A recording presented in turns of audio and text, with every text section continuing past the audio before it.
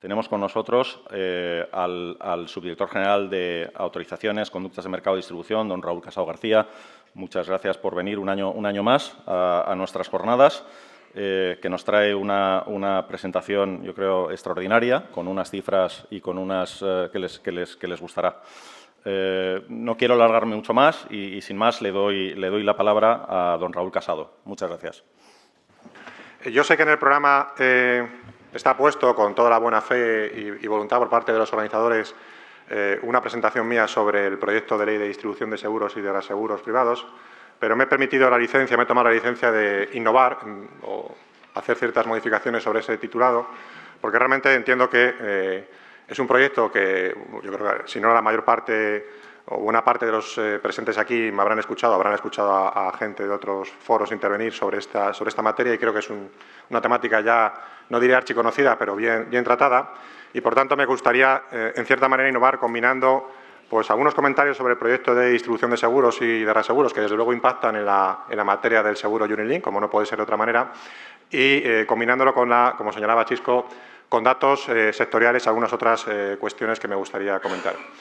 En este sentido, he estructurado mi ponencia en tres grandes bloques, uno referido al panorama del sector del seguro Unilink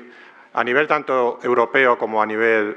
nacional, sobre todo en el ámbito europeo, que yo creo que es un producto con un claro componente europeo y transfronterizo, como luego tendremos también ocasión de comentar, y por tanto ese marco europeo hay que analizarlo en este ámbito, pero sin olvidarnos, por supuesto, de la parte nacional. Un segundo apartado referido a cómo ese mercado europeo impacta también, desde luego, en el ámbito de la regulación y de la supervisión. Comentaremos, yo creo que también es muy conocido por todos, la profusa regulación que se ha producido en los últimos años en el ámbito del seguro vida-ahorro. Podemos hoy centrarnos en el ámbito del Unilink y lo haremos así,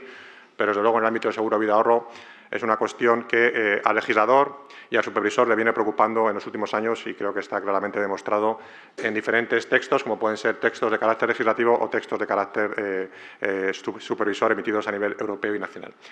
Y un tercer apartado que también me he permitido la licencia de hacer una serie de reflexiones, acertadas o desacertadas, en virtud de la ponencia que vamos a presentar hoy. Bien, hecho esa breve presentación,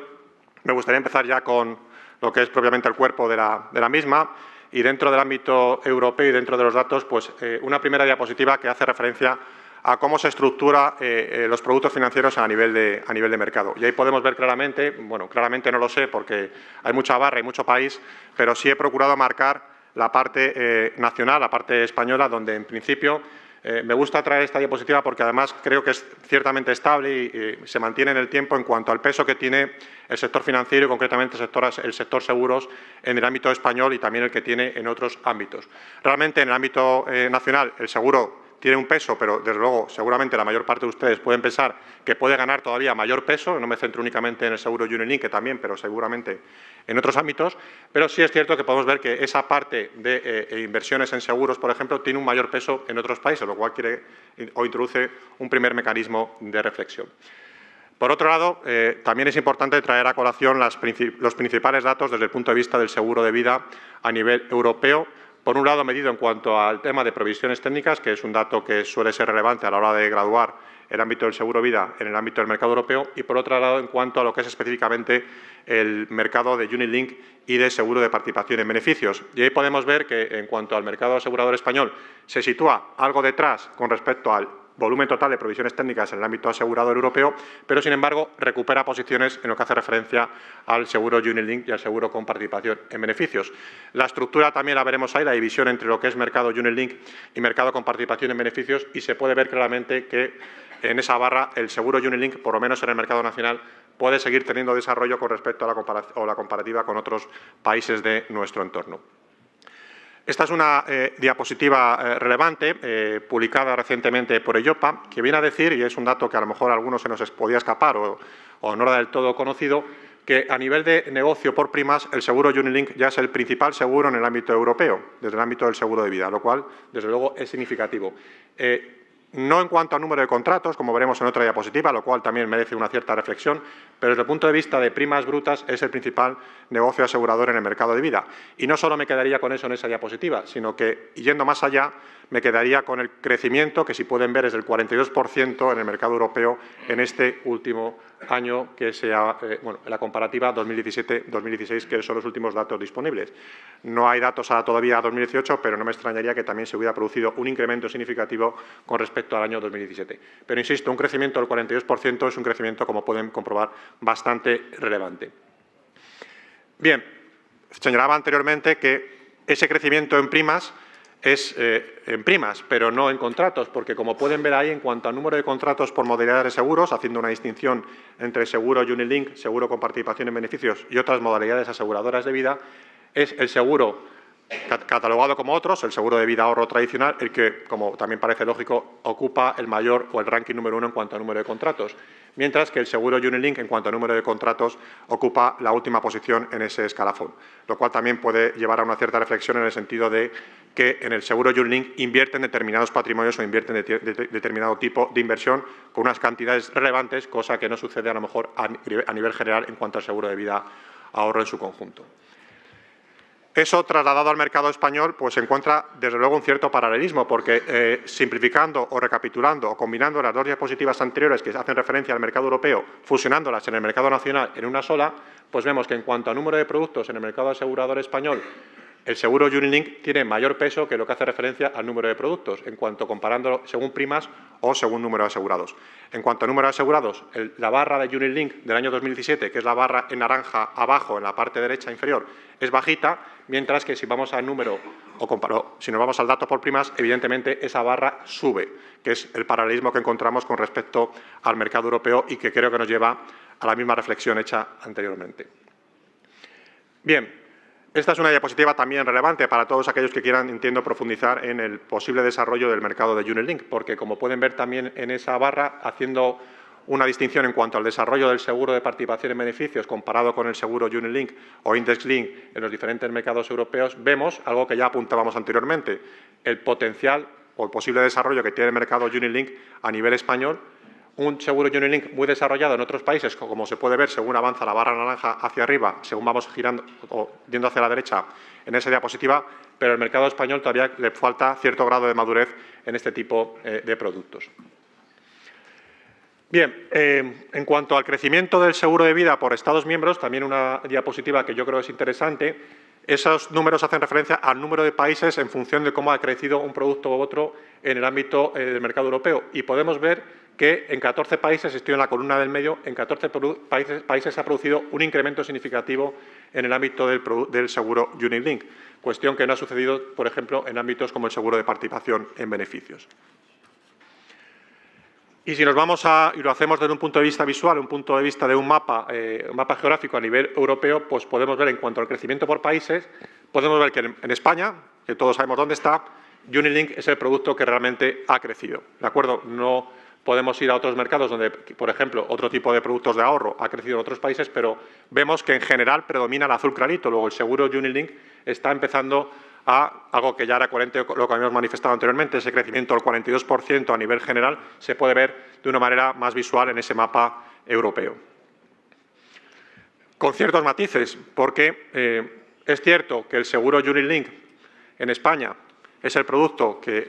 que está creciendo, pero si nos vamos al segundo párrafo, donde se situaría España en esas barras azules transversales, viene a decir que en España es uno de los Estados miembros donde las primas por Unilink son superiores, han crecido, pero no son superiores al 50% del total del seguro de vida, lo cual quiere decir que el seguro de vida ahorro tradicional en España, a pesar de que el seguro Unilink crece, sigue siendo predominante el seguro de vida ahorro tradicional, cosa que algo, por otra parte, creo que es también bastante conocida. Y si nos vamos al peso que tiene el seguro Unilink en el mercado europeo, y he ido directamente a los últimos datos que tenemos en el informe del sector publicado por la Dirección General de Seguros y Fondos de Pensiones, el último informe sectorial del año 2017, en cuanto al peso que tiene las inversiones por cuenta de tomadores que asumen el riesgo de la inversión en el balance de las compañías aseguradoras y el pasivo, el peso que tiene en el pasivo, podemos ver que, bueno, pues es un 5,5%, que desde luego no parece una cifra elevada, es algo que es coherente con el mensaje que estamos lanzando, por tanto, a priori no es un peso significativo en el balance de una entidad aseguradora, en el balance sectorial, pero posiblemente ese peso vaya aumentando y encuentra su paralelismo, como no podía ser de otra manera, en cierta medida, en un porcentaje similar en el pasivo en cuanto a las provisiones técnicas en seguros en los cuales el tomador asume el riesgo de la inversión, donde esas provisiones técnicas desempeñan un papel del 6,5% en cuanto al volumen total del pasivo de un balance sectorial a nivel general. Bien, en cuanto a primas, pues de un total de 60.000 millones de euros, redondeando, que mueve el sector asegurador en su conjunto, podemos ver que el seguro Unilink pues también ve unas cifras a día de hoy modestas, que son 4.500 millones de euros haciendo cifras redondas. Pero también es cierto, y volvemos a significarlo, que ese dato va aumentando poco a poco, pero de manera sostenida y con calidad, va aumentando poco a poco según van pasando los años, tanto a nivel de primas como a nivel de provisiones. Bien, y todo esto pues se debe ver complementado con una serie de últimos datos a nivel sectorial en cuanto a las comisiones. Un dato que tiene relación con algo que vamos a ver a continuación, que son preocupaciones desde el punto de vista regulador y supervisor, que era la segunda pelotita de la estructura que había puesto a nivel de presentación. Y si observan la diapositiva, se puede observar claramente cómo las comisiones en el ámbito del seguro Unilink son el porcentaje inferior con respecto o tienen un porcentaje inferior con respecto al otro tipo de productos de seguros de vida, ahorro o participación en beneficios. Estamos hablando de una media de un 2, 4, 6% de media a nivel europeo, cosa que no sucede en otro tipo de productos de vida donde, como pueden ver ahí, las comisiones son mucho más significativas. Bien, todo eso al final se ve combinado en cuanto a, desde un punto de vista ya de datos también de mercado, en cuanto a reclamaciones. Lo vamos a ver luego con un cierto mayor nivel de detalle, pero en cuanto al número de reclamaciones entre vida y no vida, pues como también creo que puede ser algo bastante lógico, el número de reclamaciones en vida es bastante inferior al número de reclamaciones de no vida, donde hay más menudeo, si se me permite la expresión, en cuanto al número de reclamaciones, pero es cierto que en determinados ámbitos que no se muestran ahí, pero en determinados ámbitos, como por ejemplo el seguro Unilink, que insisto es una preocupación importante a nivel supervisor, se producen incrementos significativos de reclamaciones, sobre todo en determinados países donde está concentradas ese aumento de reclamaciones, y me estoy pensando en países como Austria o Rumanía. No obstante lo cual, ahí se puede ver ese desglose en cuanto al número de reclamaciones y las razones por las cuales hay un número de reclamaciones importante, pues el tema de la preventa, la información precontractual, es un tema también a valorar y a controlar por parte, entiendo, del supervisor de turno. Bien, eso en cuanto por cerrar el capítulo de datos sectoriales, que yo creo que es muy interesante para situar el mercado en el que estamos, a nivel tanto europeo como a nivel nacional, pero no dejaría de o no pasaría al segundo capítulo sin hacer una breve mención también al nivel, algo que no he comentado, a la importancia de este seguro desde el punto de vista transfronterizo, porque datos recientes que también se publicarán en breve a nivel europeo vienen a señalar que el 15% del negocio de Unilink se realiza de manera transfronteriza, de manera que hay países de acogida relevantes que reciben ese negocio, pero hay muchas aseguradoras que operan desde un país y luego realmente la mitad de ellas, más del 70% de esa mitad, hacen negocio en otro país en cuanto a Unilink, lo cual, desde el punto de vista supervisor, y luego lo comentaremos también, debe introducir cautelas importantes, porque realmente, como todos saben, el control básicamente de una compañía aseguradora está en el país de origen, pero cuando ese negocio se traslada a otros países, el país de destino pierde ciertas capacidades supervisoras. Y este es un tema que a nosotros, desde luego, nos preocupa seriamente, máxime cuando estamos hablando de seguros con un componente de ahorro importante como es este. Por tanto, el hecho de que sea un negocio que cada vez va cobrando más importancia a nivel transfronterizo creo que tiene su relevancia. Y no solamente eso, de esas entidades transfronterizas, esos países de acogida de ese negocio transfronterizo, estamos pensando principalmente en países como Italia, Reino Unido, Alemania, Francia, incluso España, en esos países, en buena parte de ellos, ese negocio transfronterizo es el principal negocio transfronterizo que reciben, el Unilink. Por tanto, creo que a nivel supervisor es una cuestión a tener bastante en consideración.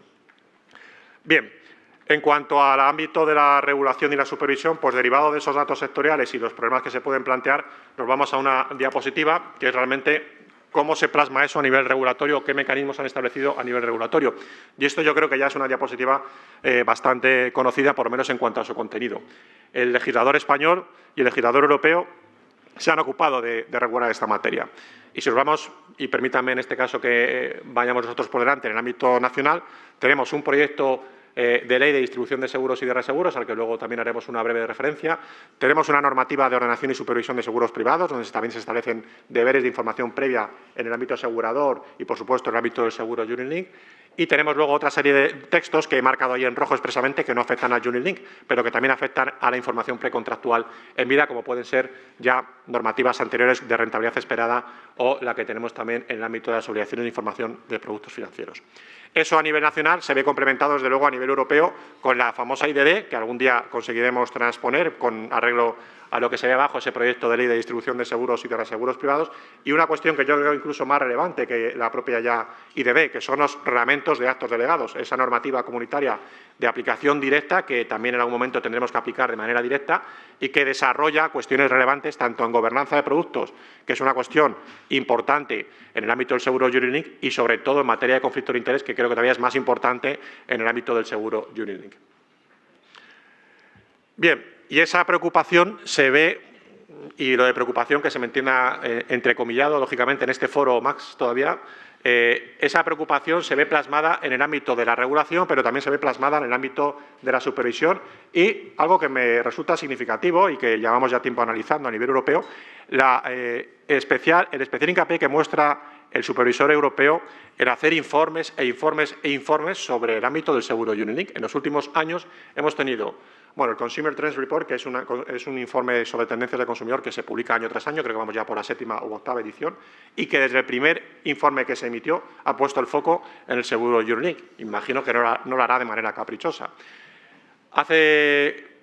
un par de años, en 2017, se publicó también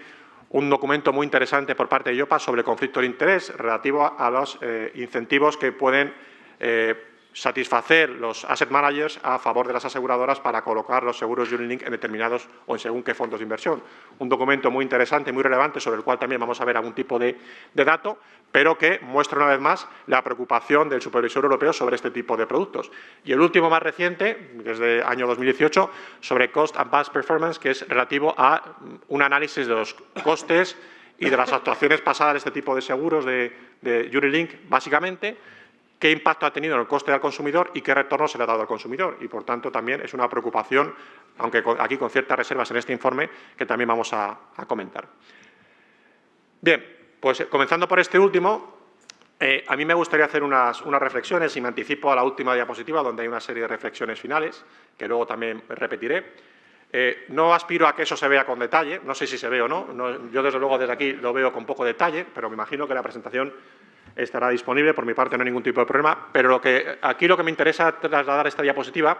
esta es una diapositiva del informe sobre costes y rentabilidades pasadas en el seguro Unit-Link. Y estamos pregonando a los cuatro vientos en el sector, en otros ámbitos, la transparencia, y se nos llena la boca. Pero empezando ya por esta diapositiva, vemos que hay 4 modelos a nivel europeo que se hayan detectado en cuanto a cómo se desglosan los costes por parte del productor del seguro Unit-Link. En unos países se considera rentabilidad neta descontando costes de distribución del seguro, en otros países no. En unos países se descuenta el coste de la prima de riesgo biométrica en el seguro Unit-Link, en otros países no. Por tanto, señores, empezamos mal cuando ya tenemos diferentes modelos y al cliente, y empezando por el supervisor no se entera, porque en este propio informe, y IOPA le honra este mensaje, dice, bueno, yo este informe lo publico de aquella manera, no doy el nombre de los estados porque esto no hay quien se aclare y, por tanto, lo voy a publicar de una manera anónima, y hay diferentes modelos de transferencia de los costes a los clientes. Por tanto, digo que este informe solo me vale a nivel supervisor, pero mi finalidad, que era proporcionar información al cliente, de momento lo publico, pero no les va a valer. Esto ya es un mensaje bastante significativo de cómo está montado el negocio y de la transparencia que se le va a dar a un cliente. Por tanto, primera reflexión que creo que el mercado debe tomar en cuenta es, vamos a, por favor, a introducir cierta transparencia en el mercado. ¿Está bien que haya 4 modelos? No lo sé, pero desde luego al supervisor ya le confunde para hacer un informe. Eso de primeras.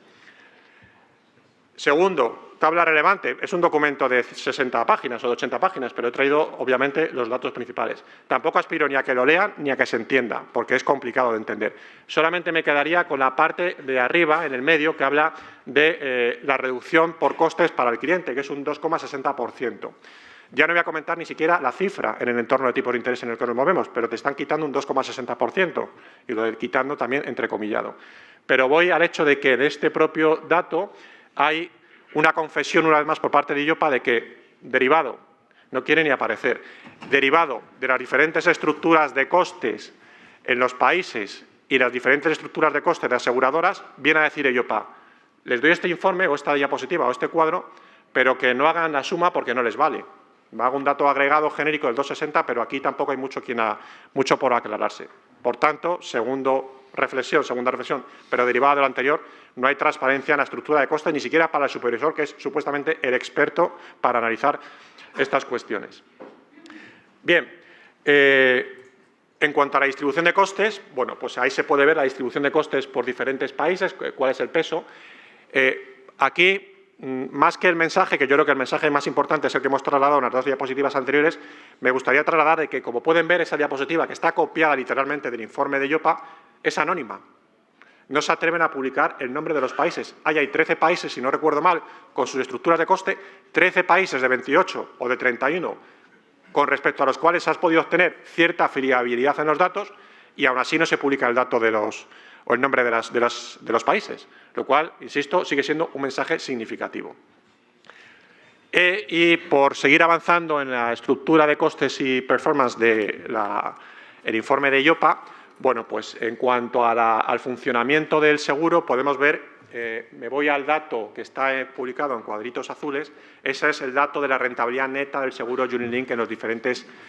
años que están ahí analizados, que creo que van desde 2013 a 2017, y podemos ver que es un producto que tiene cierta volatilidad, desde luego más volatilidad que el resto de productos. Esto no es ni bueno ni es malo, esto no es absolutamente criticable en ningún momento, pero simplemente aquí sí mostrar la evolución de este tipo de productos, lo cual quiere decir que un producto volátil quizá merezca mayor esfuerzo a la hora de transmitir la estructura y rentabilidad por parte de todos. Y lo mismo se puede decir en cuanto a las categorías por riesgo. Obviamente, la rentabilidad por categoría de riesgo, como puede verse, a mayor riesgo, es decir, según vamos a nivel 7, teóricamente, pues esto es algo propio de mercado, mayor rentabilidad. Bien, con eso finalizar las reflexiones a priori de este informe de IOPA, y me iría ya a la última parte por parte de informes de IOPA, que es el tema de conflicto de interés. Bien, aquí este es un documento, para los que no han tenido la oportunidad de leerlo, muy interesante, publicado en el año 2017, y hace referencia a una preocupación muy clara y muy latente por parte del supervisor europeo, que es los posibles conflictos de interés derivados, ya no tanto de la comisión que le pueda pagar una aseguradora a un distribuidor a la hora de colocar o distribuir un producto, pero por la otra vía, es decir, lo que comentaba anteriormente, y se puede ver ahí claramente en esa diapositiva, los posibles incentivos que un asset manager le pueda hacer llegar a una aseguradora a la hora de estructurar un seguro Unilink en torno a determinados fondos o productos o carteras segregadas. Bueno, este es un esquema donde se ve claramente cuál puede ser la función de gestión. Un tomador esos activos invertidos en un seguro Unilink pueden estar gestionados directamente por una aseguradora, cosa que es lo menos habitual, el caso menos habitual de largo en el sector de Unilink, y la otra opción es que directamente esa aseguradora delegue la gestión o permita la gestión en un asset manager que puede ser in-house, es decir, interno del grupo o externo al grupo. Bien, aquí datos relevantes en función de la distribución de activos según la modalidad de gestión. Ahí se puede ver básicamente si son productos de seguro Unilink directamente manejados o gestionados por aseguradora, que como pueden ver es la parte en blanco, que es un porcentaje ínfimo, mientras que la mayor parte está gestionada in-house o de manera externa a través de gestores externos o internos. Pero quizás sea más significativa la segunda o la diapositiva de la parte derecha, donde en cuanto a la distribución del importe de incentivos según modalidad de gestión, se puede ver básicamente que está repartido en cuanto a cómo se satisfacen los incentivos según vengan de una gestora interna o una gestora externa. Bien, en cuanto al porcentaje de entidades aseguradoras que perciben incentivos, se puede ver que es un porcentaje ciertamente elevado. Y esto, vuelvo a decir lo mismo, no es ni bueno ni malo, esto depende de cómo se gestione. El 81% de las aseguradoras perciben incentivos, lo cual, insisto, es un porcentaje realmente elevado. ¿Qué modalidades de incentivos? Pues si se puede ver en la parte derecha de la diapositiva, en cuanto al número de entidades y modalidad de incentivos, se puede ver que en las dos barras centrales los incentivos que se perciben son o bien un porcentaje sobre activos gestionados o bien un descuento en los gastos de gestión los gastos por gestión del activo. Y en cuanto al porcentaje, según modalidad de remuneración, 3/4 de lo mismo, básicamente está centrado en ese tipo de modalidades. Bien,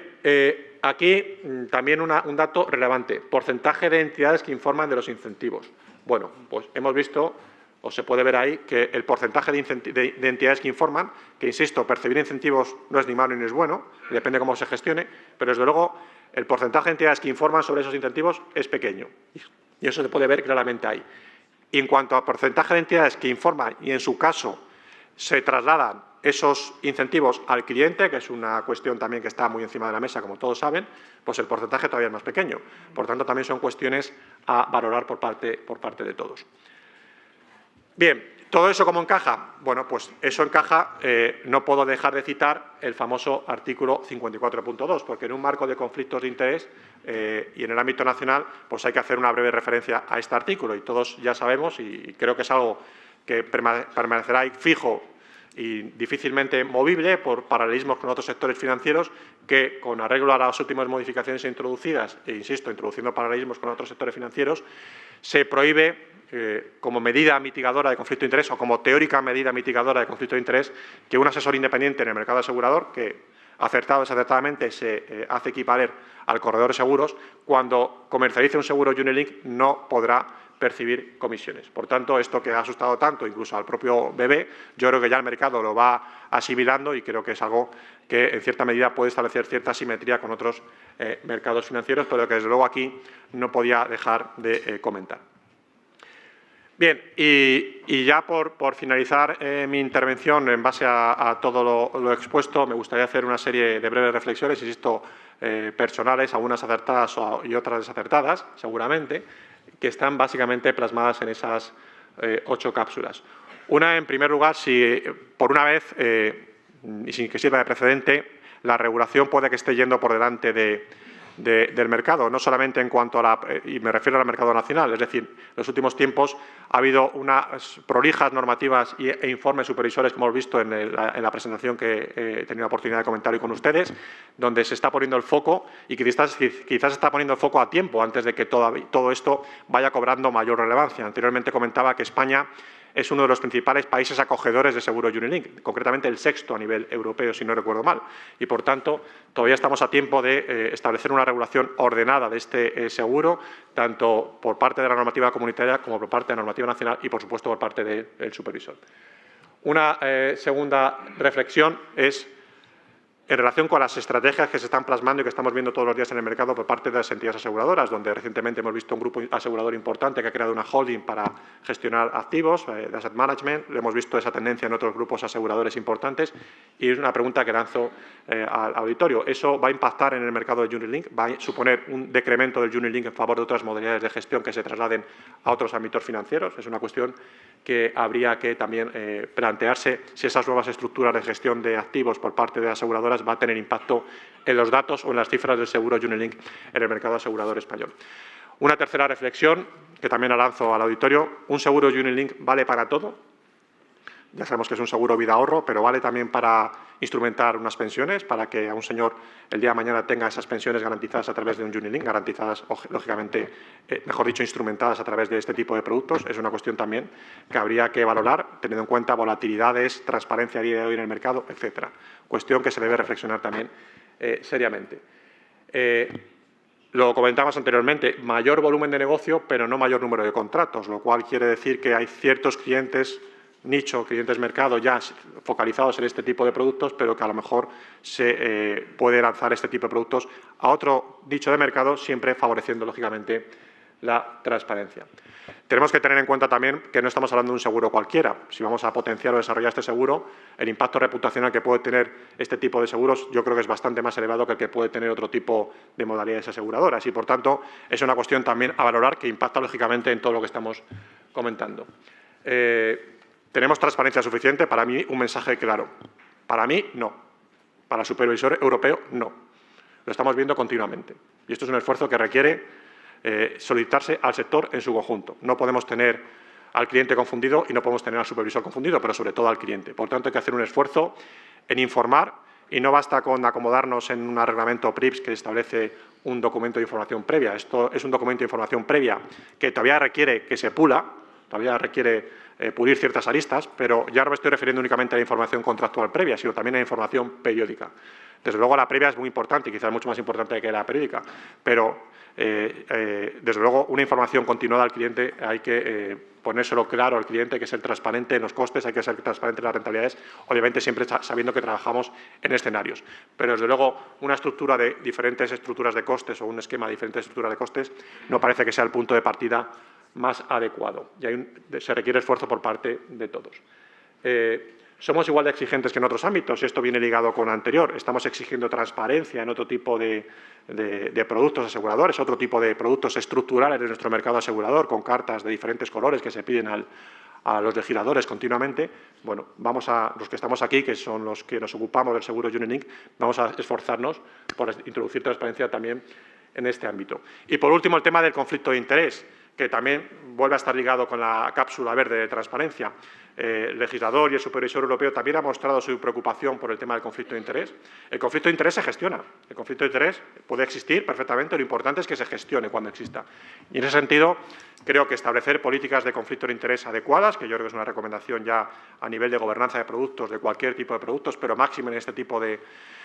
productos de naturaleza aseguradora. Creo que es importante unas políticas de conflicto de interés adecuadas y, por otra parte, una transparencia clara en este tipo de políticas. No es obligatorio a nivel de seguro Unit Link que esos posibles incentivos se trasladen al cliente, eso no es una cuestión obligatoria, pero sí que se informe claramente, el disclosure que hablábamos antes, que es escaso en el ámbito del seguro Unit Link, es importante que se potencie. Si luego eso se traslada, esos incentivos se trasladan al cliente, es una cuestión aparte, pero desde luego empezar por los cimientos, desglosando, informando sobre esos posibles conflictos de interés, creo que es un ejercicio también que merece la pena ser trasladado. Por mi parte, nada más, no insisto más, creo que el mensaje ha quedado claro, creo que, por resumir, trasladar los datos sectoriales, trasladar la importancia que se le está dando a este tipo de productos a nivel europeo y regulador, y por último, sobre todo, el mensaje de, por favor, señores, transparencia en este mercado. Muchas gracias.